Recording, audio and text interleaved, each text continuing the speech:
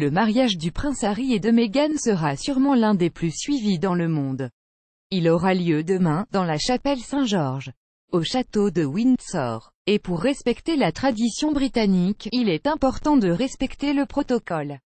Celui-ci sera tout de même plus souple pour Harry qu'il ne l'avait été pour son frère, l'héritier au trône, William. Harry n'étant qu'une roue de secours, il est maintenant en 6e position pour accéder au trône, après les enfants de William et Kate.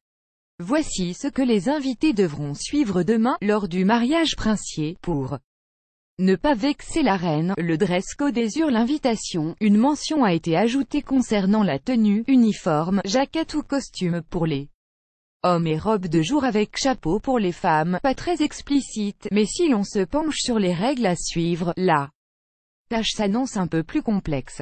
Pour les femmes, les épaules devront être couvertes et la robe ne doit pas dépasser le haut du genou. Les couleurs sont autorisées sans qu'elles ne soient criardes. Il est conseillé de porter des chaussures fermées, un petit sac de la même couleur que la robe ou en harmonie avec les chaussures et le chapeau. Pour ce qui concerne le chapeau, il peut être très fourni. Extravagant, cela ne posera pas de problème.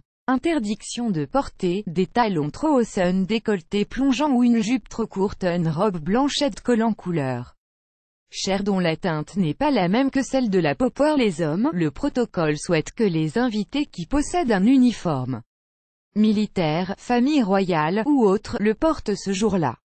Pour le reste, ils auront le choix entre une jaquette qui est une veste ceinturée et longue comme une queue de pie mais au bord arrondi, ou entre un costume de journée. Le smoking est réservé à la soirée et ne pourra pas être porté avant 18 h. En ce qui concerne la couleur de la veste, les teintes sombres sont conseillées. Pour la forme, elle doit être à revers avec un seul bouton de fermeture.